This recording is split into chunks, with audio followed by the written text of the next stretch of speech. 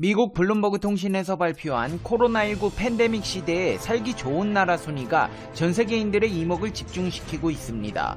블룸버그 통신에서는 경제 규모 약 221조 5천억 이상인 53개국을 대상으로 한 조사에서 최근 한 달간 확진자 수, 치명률, 사망자, 양성률, 백신 접근성, 봉쇄 강도, 이동률, 올해 GDP 성장률 전망치, 건강보험 보장 범위, 인간 개발 지수 등 10개 지표에 따라 점수를 매겼습니다. 여기서 한국은 총 82.3점을 받아 전세계 4위를 차지했습니다. 특히나 이 지표에서 K방역은 높은 점수를 받는데 혁혁한 공을 세웠는데요. 대한민국은 코로나19 검사와 역학조사를 효과적으로 실시했다는 점에서 높은 점수를 받았고, 전염병 발생 수주 만에 자체 개발한 진단키트를 사용하고 드라이브스루 검진소를 운영했다는 점에서 긍정적으로 평가되었습니다. 대한민국이 4등을 했다니 자랑스러운 일이 아닐 수가 없는데요. 그렇다면 대체 1, 2, 3등 국가는 어디일까요? 1위에 오른 국가는 85.4점을 받은 뉴질랜드입니다. 뉴질랜드는 코로나19 사망자가 발생하기 전인 지난 3월 26일부터 봉쇄 조치를 시행했으며, 관광산업 의존도가 높음에도 빠르고 결단력 있는 대처를 했다는 평가로 국경을 빠르게 통제했다고 분석했습니다. 다만 올해 경제 성장률 전망치가 대한민국은 마이너스 1.9%인 것에 비해 뉴질랜드는 마이너스 6.1%에 달한다는 점에서 부정적 요소로 작용했습니다. 3위는 82.9점을 받은 대만이었습니다. 대만 역시 중국에서 코로나19가 발생한 이후 빠르게 출입국을 통제했으며 마스크 재고 및 확진자 동선을 알려주는 앱도 도입됐다는 점이 높게 평가받았습니다. 다만 대만은 백신 공급 계약을 체결하지 못했다는 점이 약점으로 지적되어 백신 접근성 항목에서 빵점을 받았습니다. 1등을 차지한 뉴질랜드나 3등을 차지한 대만은 납득이 충분히 가능한 부분이지만, 2등을 차지한 국가는 블룸버그 통신이 대체 무슨 정신으로 뽑은 것인지 의구심을 갖게 하는데요. 바로 일본입니다. 일본은 최근 한 달간 1일 확진자 수 2,500명을 넘었고, 치명률, 사망자 수, 양성률 등에서 우리나라보다 좋지 않은 상황이지만 블룸버그는 유의미한 차이가 있다고 보지 않았습니다.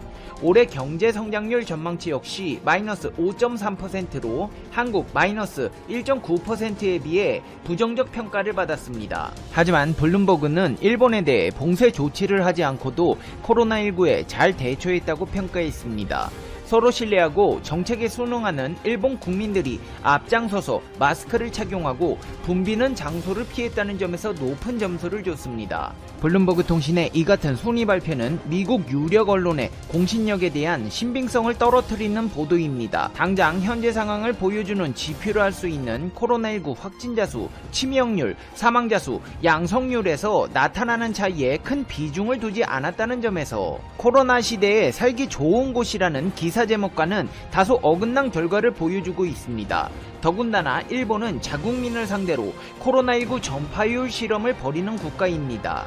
국민들이 마스크를 자발적으로 착용한다고 한들 정부 주도로 전염병을 전파시키는 나라가 일본이라는 나라입니다. 민도가 높은 일본 국민들은 정부의 주도에 발맞춰 야구 경기장 100% 만석을 채우기도 했으며, 이후 코로나 확진자는 눈덩이처럼 불어났습니다. 평생 코로나 시대로 살고 싶은 국가 순위라면 일본이 2위를 기록한 것이 이해가 되지만, 코로나 시대 살기 좋은 국가 순위라면 일본의 순위는 최하위권이 어울리는 상황입니다. 이 같은 주장은 절대 과장된 것이 아닙니다.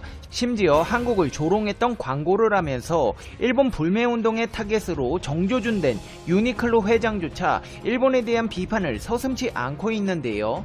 야나이 다다시 패스트 리테일링 회장은 아사히 신문과의 인터뷰에서 관광객이 일본 전역을 여행하려면 신종 코로나 바이러스 감염증이 확산할 가능성이 있다며 고투 트래블 캠페인의 문제점을 지적했습니다. 그러면서 국가에서 돈을 받아 레저를 하는 것은 옳지 않다. 국가에 외도는 곤란한 사람을 돕는데 쓰여야 하는데 사용법이 틀렸다. 최근 30년간 세계는 급속히 성장하고 있지만 일본은 최선진국에서 이제 중진국 수준으로 떨어졌다. 대대적인 개혁을 하지 않으면 일본은 망할 것이라고 한탄했습니다. 맞습니다. 일본은 망할 것입니다. 그리고 일본 도쿄올림픽의 취소는 일본 경제에 마침표를 찍는 계기가 될 것입니다. 일본 정부는 이번 도쿄올림픽이 취소될 경우 일본 경제가 직면하게 될 상황에 대해 인지하고 있습니다. 코로나 팬데믹 상황에서도 야구장 실험을 강행한 것은 어떻게 해서든지 올림픽을 개최하려는 일본 정부의 강력한 의지를 보여주고 있습니다. 지금 일본에서는 도쿄올림픽의 강행론과 불가론이 팽팽하게 맞서고 있습니다. 올해 7월 개최 예정이었던 2020 도쿄올림픽은 내년 7월로 연기된 상황으로 이제 8개월 남았습니다. 현실적으로 올림픽을 8개월 남겨둔 시점이라면 각 나라에서 올림픽 예선전을 치르기 바쁜 상황이고 지구촌 최대 행사를 맞이하는 홍보와 각종 행사로 분주해야 합니다. 하지만 현실은 그렇지 않습니다.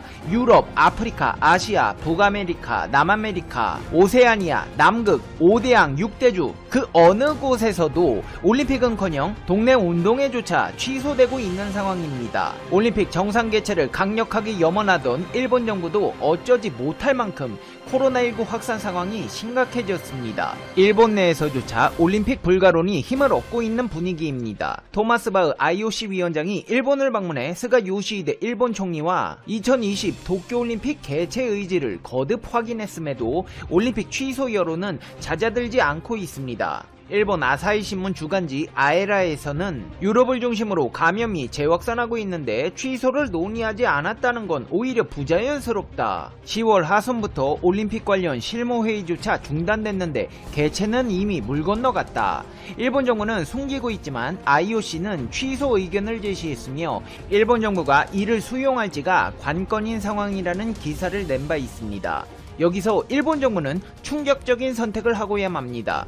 미중 갈등 상황 속에서 미국의 편에 서서 중국과 맞서 싸우겠다는 의지를 보이던 일본이 상황이 불리하게 돌아가자 중국을 만나 올림픽 협력을 부탁한 것입니다. 외교라는 것이 요구하는 것이 있으면 주는 것도 있어야 하는데 일본은 올림픽 개최를 위해서 이성을 잃은 채 피하 식별조차 못하고 중국으로부터 곤란한 요구사항만 잔뜩 얻어온 셈이 됐습니다. 스가 요시히데 일본 총리는 왕이 중국 외교 담당 외교부장과 만나 도쿄올림픽과 2022년 동계 베이징 올림픽의 성공을 위해 협력하기로 했습니다. 스가 총리는 모두 발언을 통해 일중의 안정된 관계는 양국뿐 아니라 국제사회에도 중요하다며 함께 책임을 다해 흔히 미국, 영국, 캐나다, 호주, 뉴질랜드를 파이브 아이즈라고 합니다. 앵글로색슨 계열의 민족의 뿌리를 둔 국가들로서 미국의 핵심 동맹국들인데요. 제2차 세계대전 이후 미국 정부의 대외 외교 정치에서 항상 특급 배우를 받아왔을 정도로 미국과는 혈맹관계를 유지해왔죠. 그 다음으로 미국과 가까운 국가들은 얼라이즈, 동맹국으로서 한국, 일본, 독일, 프랑스 등이 포함되어 있습니다. 미국은 이 국가들 또한 중요한 동맹관계로 여기긴 하지만 동시에 감시와 관리의 대상으로도 여기고 있습니다. 그런데 일본은 항상 자신들이 명예서양인이라고 주장하는 것과 마찬가지로 이 관계 속에서도 늘 특별해지길 원했습니다. 특히 미국이 한국보다 일본과 더 가깝다는 것을 강조하고 싶어 했는데요.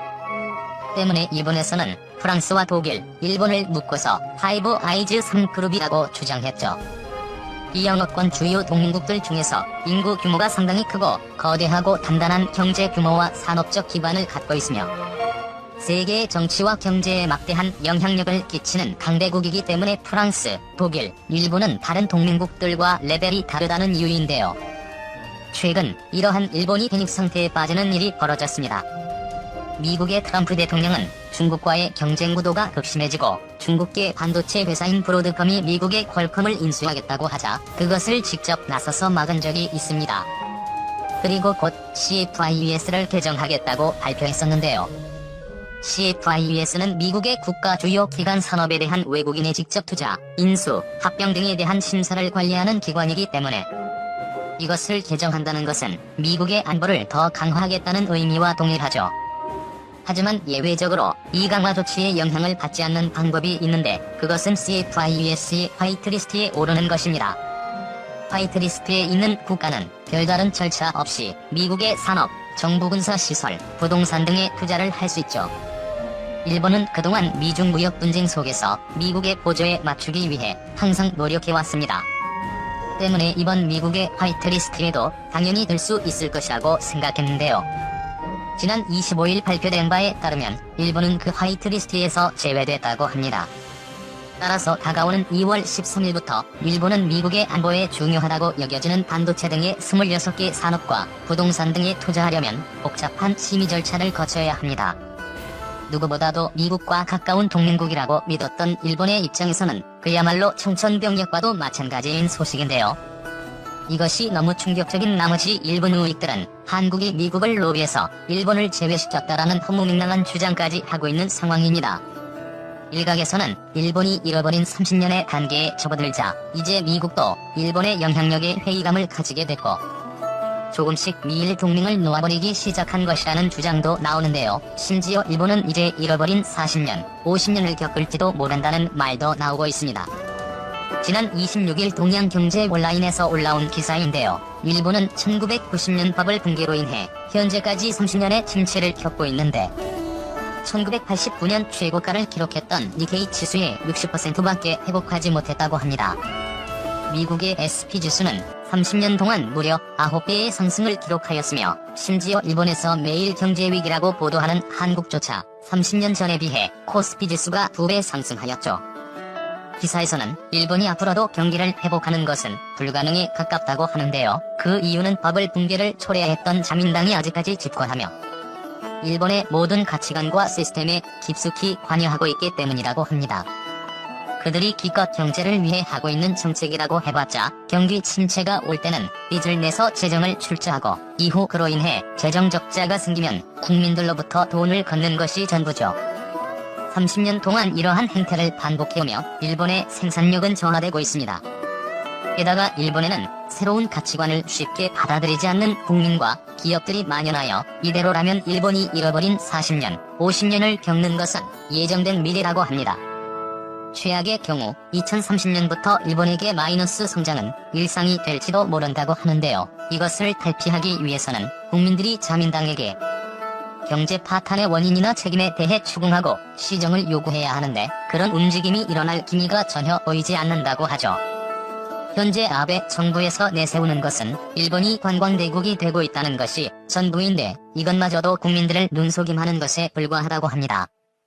외국인들이 일본에 많이 오면 올수록 그것은 외국인들이 느끼는 일본의 물가가 저렴하다는 의미이고 이는 곧 글로벌 사회에서 일본의 경제력이 떨어지고 있다는 것을 의미하기 때문입니다.